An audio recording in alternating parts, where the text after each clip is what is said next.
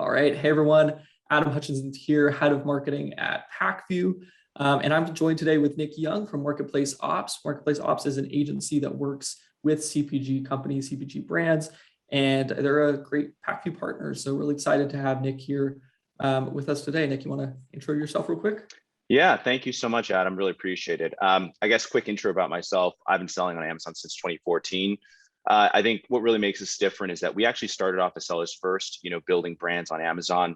At our peak, we were grossing roughly 30 million a year, and our business has kind of pivoted into being an agency that helps brands like CPG companies grow and accelerate their sales on Amazon, just helping them navigate the messy jungle that's Amazon. So that's just a little bit about me and what we do.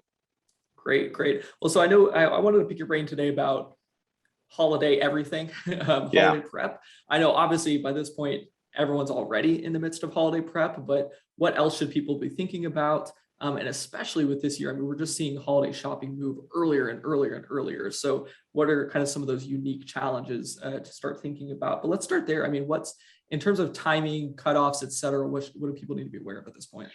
Yeah, I think it's important to start from the two big things that's going to be impacting everything this year. Obviously, it's COVID. And with COVID, there's a lot of logistics constraints that are happening right now. Freight costs have increased dramatically and things are really backed up. So that means it's going to take a lot longer for inventory to receive. Just supply chain is really just at a global slowdown. So that's one factor to take into account. The other factor is that COVID has made it so that everyone is now comfortable shopping online. So there's more demand than ever, but at the same time, there's less ability for sellers to get their product onto Amazon. So what that means is that inventory planning, it's crucial every year, but it's even more crucial this year because what we're seeing is with COVID, even during non-peak times, Amazon is really backed up in terms of receiving inventory. And so one of the main concerns is making sure that you have inventory available during peak times. We call it Turkey 5, which is the times between Thanksgiving all the way to Monday, Cyber Monday. And really what we're seeing across the board is that there are three different ways to replenish to Amazon: SPD, FCL, LTL.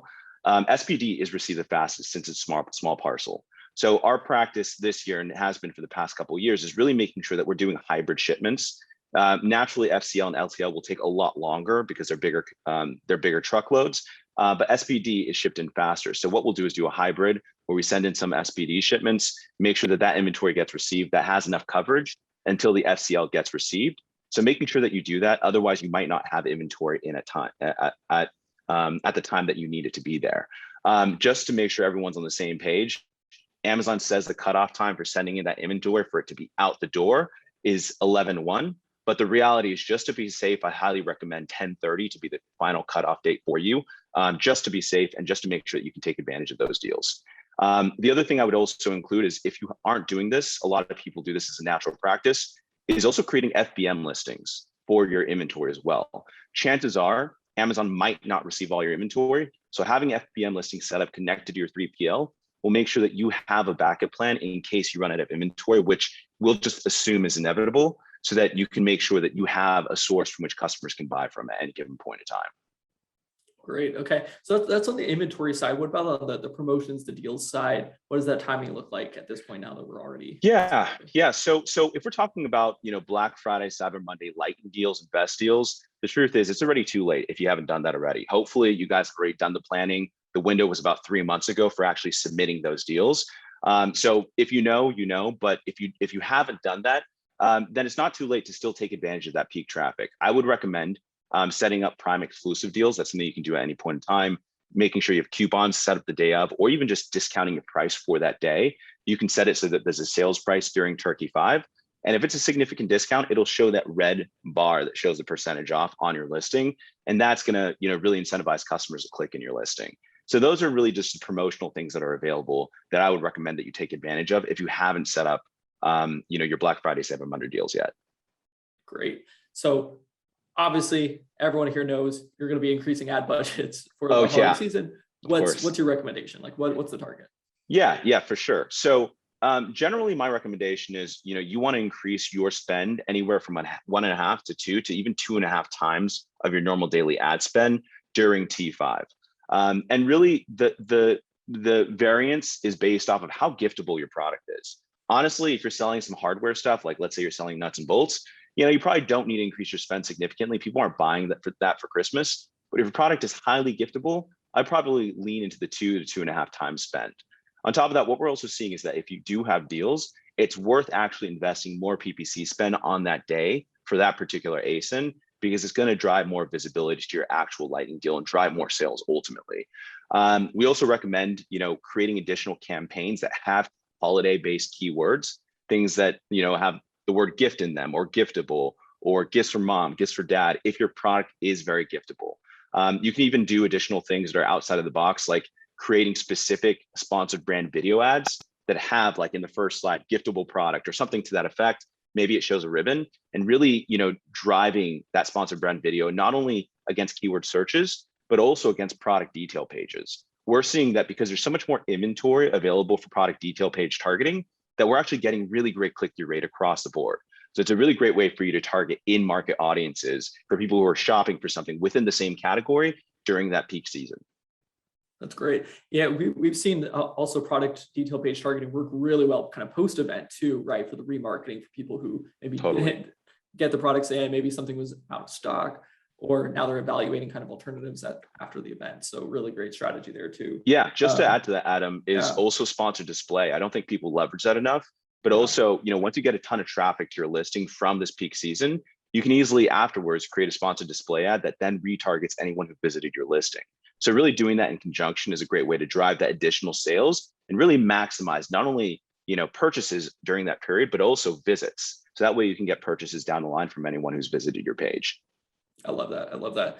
The only other thing I'll call out on this topic of increasing budgets is that it really is true that the shopping season is starting earlier and earlier. We're seeing this every year, but especially this year. Consumers know that supply chain is an issue, delivery is going to be an issue. And more people are searching online, right? So they're taking more time to do that research. And so we're already seeing the graphs, the charts are starting to tick up.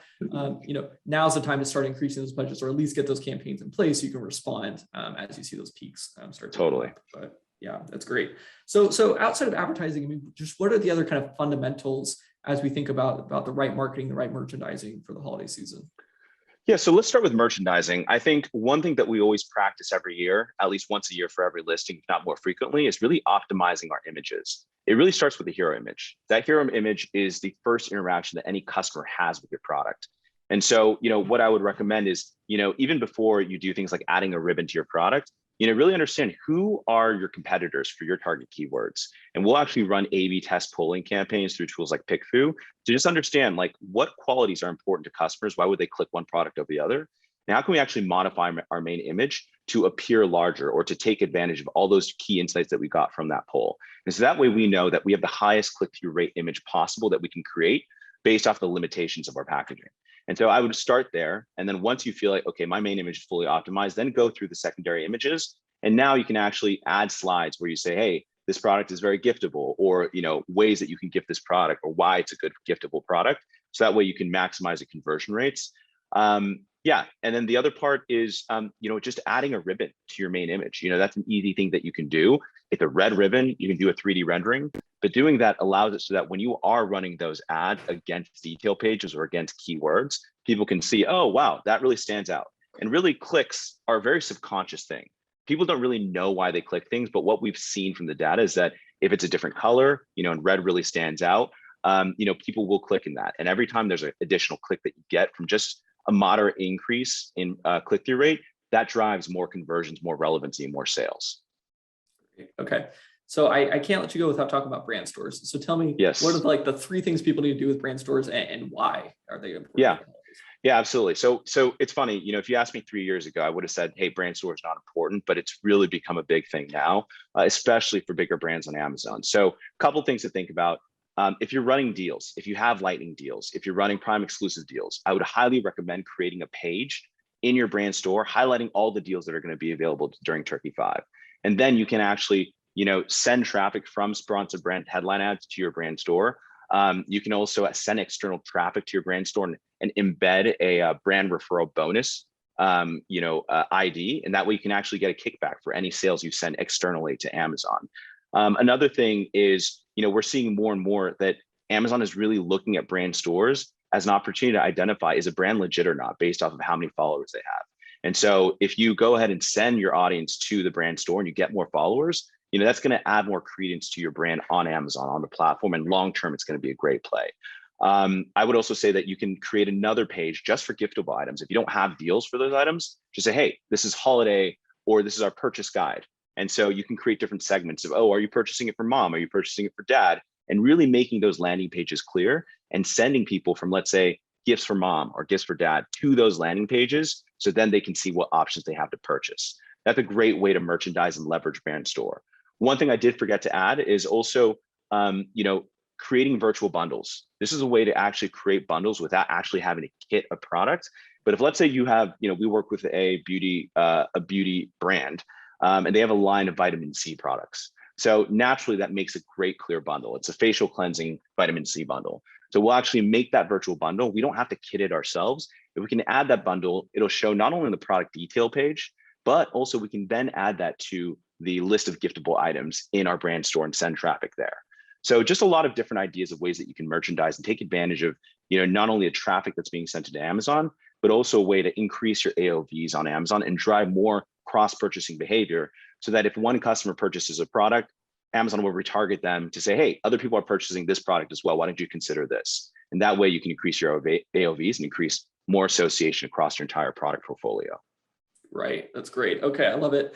Nick, thank you so much for sharing these insights. If people have questions or need help, how should they get in contact?